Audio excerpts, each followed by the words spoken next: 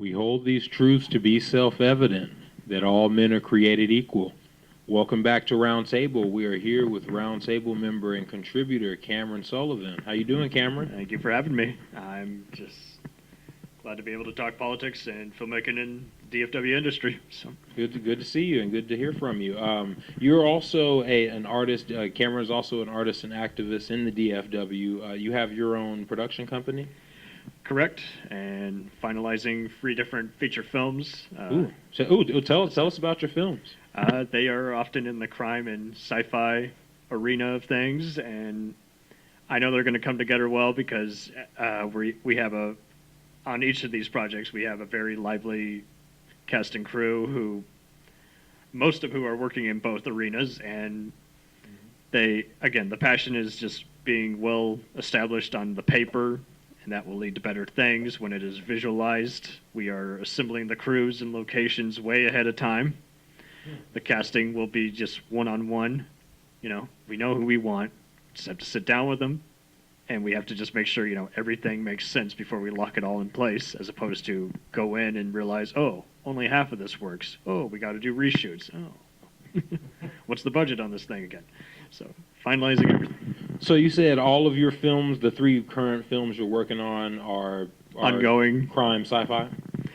Crime, sci-fi. They definitely have action and political elements in both. So, but they will be going in very interesting arenas. We used various templates of other movies while trying to make it our own thing, as opposed to just be directly influenced. They're definitely going to have very big crime topics on both, on all 3 films. So hopefully. Now you're an activist as well. You definitely like to talk about a lot of the big issues like police brutality and racism and whatnot. I think we've all had we've just all had unpleasant experiences. We've all had traffic tickets, and some of us way worse. So I was also a former member of Wendy Davis's election committee a few years back, and that opened my eyes to, again, how the voting process goes here, and how we have so many people who, again, will remain undecided, and that kind of cuts into the for or against votes. So, or we also have many well-intended people who, even if they agree with the cause, one way or the other, they are not showing up on election day. They're that tongue-tied at work. So, raising a family, and I get it. So it's just very depressing when I realize there's many people who do want to vote. Should how we do elections change? Should we have online votes? Would that corrupt other elections if it was all online? That's actually a good question. Are we not keeping up with technology as a whole? Because we still have, for instance, IT jobs are still very well paying because we just have so many people who are the founders of those companies. They still can't work a computer. They still have a phone line. So, well, and then of course, but I guess you could say it kind of explains that certain parts of society are dependent on the way things are, I guess. Absolutely. Yeah. All right, so our topic for today is going to be net neutrality. Shout out to our Roundtable fans. Thanks for watching. Thanks for listening. And we did a poll on Roundtable recently about to get an overall general view just with where people stand on net neutrality. Now, we know that overall it's not illegal to ban the regulations as they are for for ISPs and whatnot in terms of how they distribute their product. Mm-hmm. It's all treated like a public resource, and so, but with the ending of the regulations, at least the way they are now, it would basically be up for the highest bid. It would encourage a lot of monopolies. It would. But before we get opinionated, we'll just say, so we asked the question in the poll, do you support an expanded privatized market? 57% said that they do not. 27% said they're undecided, and then 15% said they do support that. Now, for the undecided and those that agree with it, Of course, the case that I would want to be made for those that are, shout out again to our, our fans. Thanks for watching and listening. That agree and are at least undecided and are making a case for it is, do you really think that it's not a bad thing for an expanded privatized network to be, the way things are? I don't know if you agree, Cameron. I'm very much against it because I think it just, again, with what I have been reading up on various sites, opinionated or not, it's just this would favor a lot of companies like Verizon to oversee how the net functions. Yeah. It just takes away, again, the neutrality of it all. You're going to have, many people have discussed how, again, you'll have to literally just pay for different upload speeds, and it's like, that's already trivial as it is. Why encourage it? Well, and then, yeah, it's okay, and that's really our question for the roundtable today. It's okay if you have to pay more for your resource if it's on the free market. Nothing is free. But the question then becomes: does an expanded privatized network negatively affect the poor or the working class individuals? The people that are paying for this internet that you were talking about. The way it is. Most of them they aren't rich. The upper crust of the top investors of a company are the rich people, but everyone else is just trying to make it. Yeah, I could very well even see how this affects even public services. Look at how the average library has had to adapt and have computers available. There's even more restrictions on what you can search there, and even more unhelpful results. It's like, sheesh. Well, and then it's like, why penalize the people who have the? You obviously aren't doing it to the people who can afford to pull their investments out. People who can afford to divest from the market like that you don't want to piss them off. But see, people, at the lower level, at the street level, that don't have a strong financial influence, what can they do about it? You know what I mean? Right. And I haven't seen any other article. I have yet to see any other article connecting this to any other internet bill, but it seems like this is just another rewritten bill. This is about the fourth time they've tried to have some kind of, I think it was not a SOPA bill, but there was some other bill like last year and the year before. It was the same kind of thing where it was just like, oh, let's have Comcast and a few other businesses be, the deciders of what goes on the internet. Right. And it would, once again, this bill, all these bills, what they all have in common, it also just dictates over fair use. So you're going to be penalized for everything. And there's no such thing as fair use even at the way it is today, because correct. Again, the top investors have the best. They have the best service regardless. You're just not going to have issue when there's a power outage. Someone that owns a building in downtown Fort Worth is not going to have a problem with their Wi-Fi compared to you. And they can't. They right. just can't. Compared to some other area. And if they're all just affected equally, it's like, jeez. Well, the vote is on December 14th for in the Congress if the regulations the way they are going to stay the way they are, or if they're going to be taken away. It really can go either way, and I just for those watching and listening, like it's hard to fathom. It's like, how can you support this if you can barely afford your own internet? If you're barely paying for Wi-Fi, you're having trouble with a data plan. Who is reading what on this topic? you know what I mean? And it's like, if you can barely afford to invest into the current system, why would you want it more privatized? Right? Why would you want to just even be penalized for what you're searching? Why would you even want to just have dictation over what appears? And if you want to search for like a third-party company, and instead every result that appears is either eBay or Amazon, which this bill favors, that's just not fair on you. Let's say you want to go to Etsy. Let's say you want to go to, I don't know, a Halloween store, and every result for every page is a big corporation like Amazon or eBay. Now, this is neither for nor against Amazon or eBay. I understand. Everyone has their priorities of where they want to shop. Well, they just want to keep making money. That's what it comes down to. So an expanded privatized network makes them, they'll find a way to play the game to where they can motivate just people. Just like Google. Yeah, exactly. Motivate people to spend money. Is there any other search engine besides Google? I mean, there is, but does anyone else use it? Care about it? Yahoo?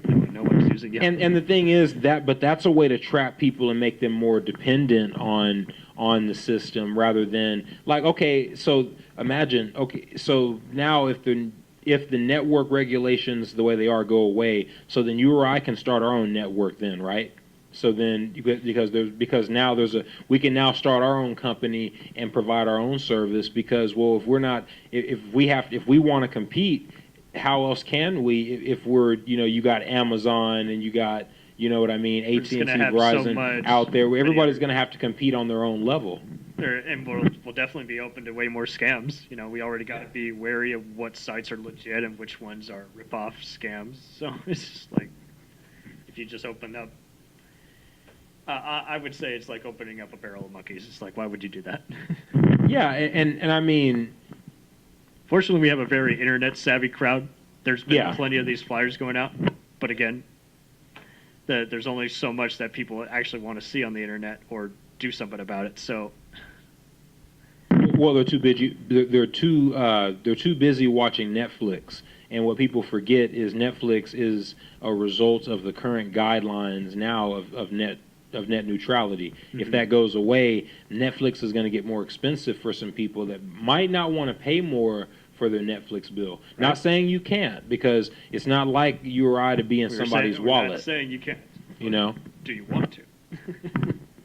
And you never really get that choice. If a company says we're just going to raise your rates because you can't do anything about it, is that not like a strong arm, economic strong arm? That's what it's coming off as, and I hope everyone can read into the text and just keep complaining to their Congress person in their respective state. So, if there's a God, let's have it be shown.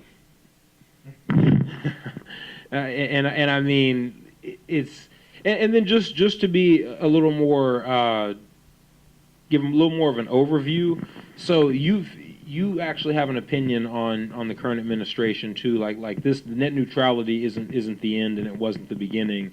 And I know we talked about it off camera that you have your own personal opinion just on how this administration is putting pieces together to create these laws.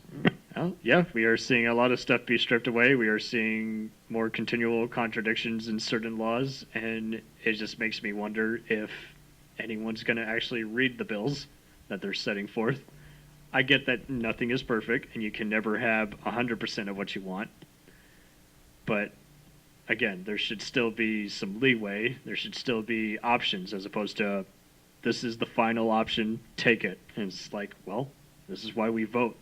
This is why we have congressmen who decide on this. Well, what do you think about voting? You think everybody vote, or everybody should vote, or everybody believes investing in voting is necessary? I'll put it this way: I'm continually every year seeing an increase in people who they will not vote, or they will throw it away to a third party. That's their right. I totally understand. You said throw it away to a third party? They'll throw it away to a third party, and that is your right to vote for a third party, even a fourth. Why do you say they're throwing it away? That is the figure of speech going back to they know likely that party has less of a chance of getting into office, but they can't stand the two big ones. Now, I would all be for if it was a four-party system as opposed to two big ones have a big chance and the rest don't have any chance. Right. So.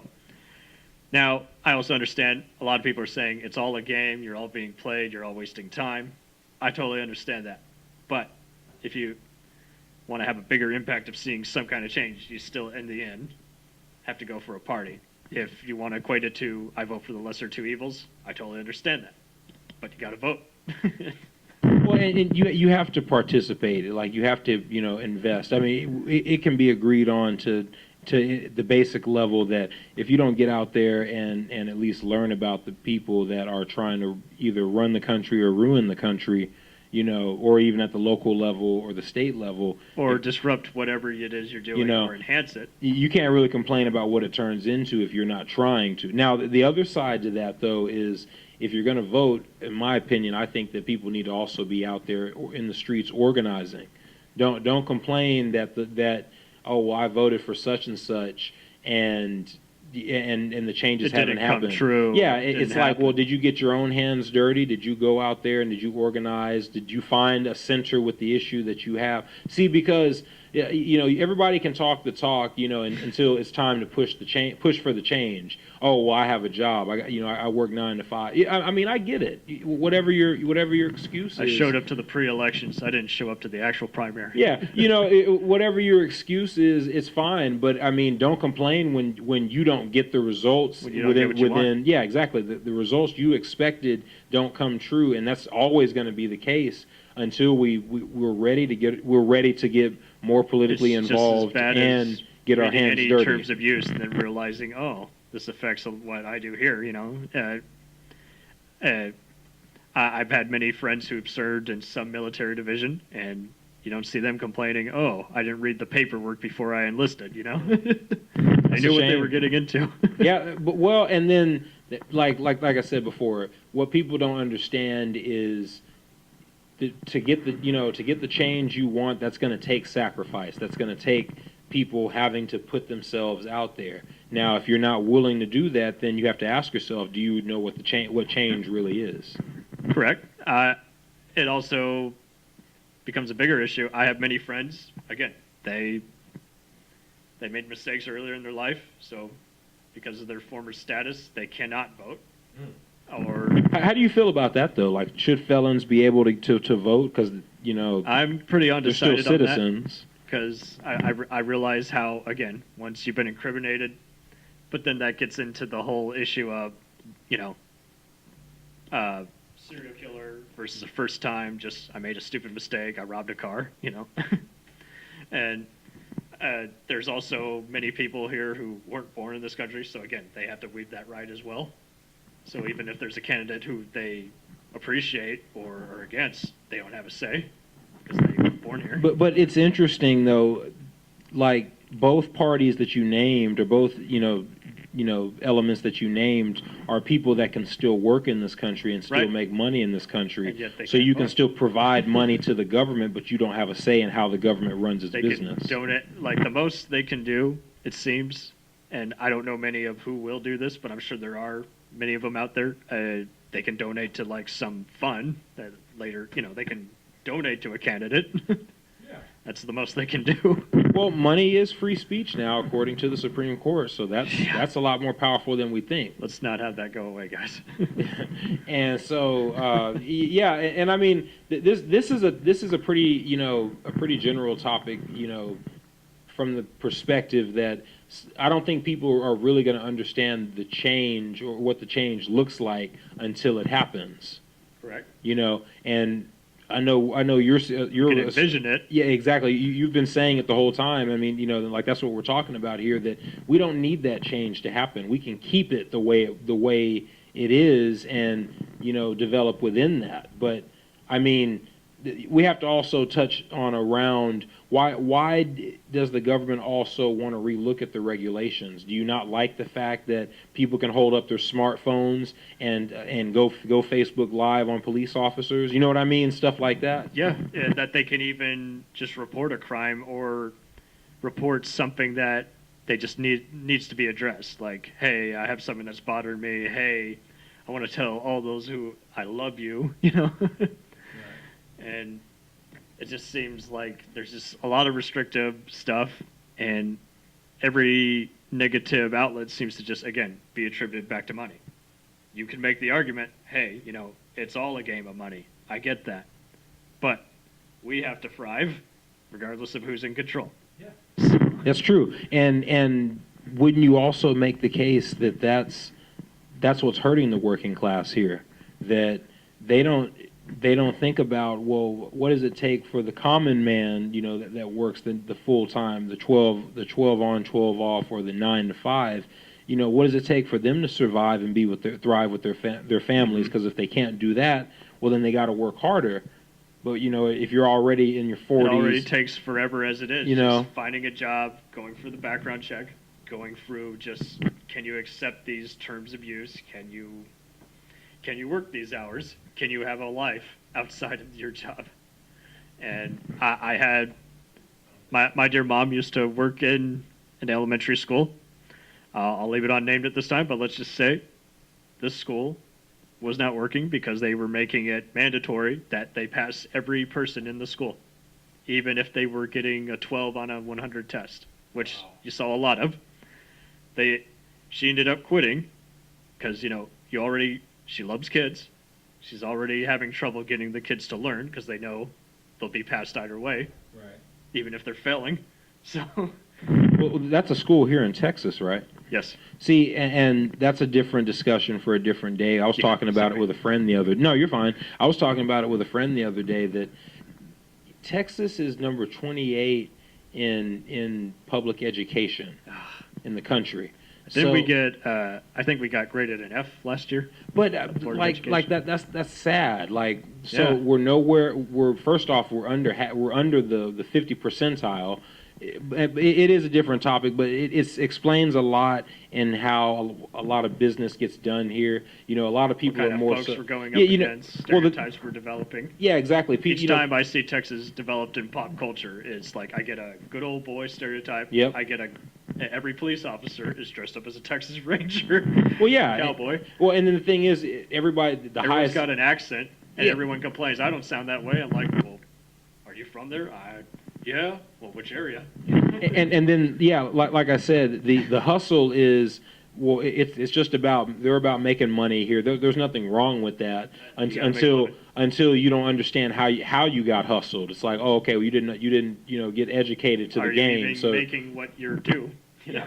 And I mean, people. It's like people don't wake up, or better yet, people forget just the wealth that came to Texas before Texas became what it was.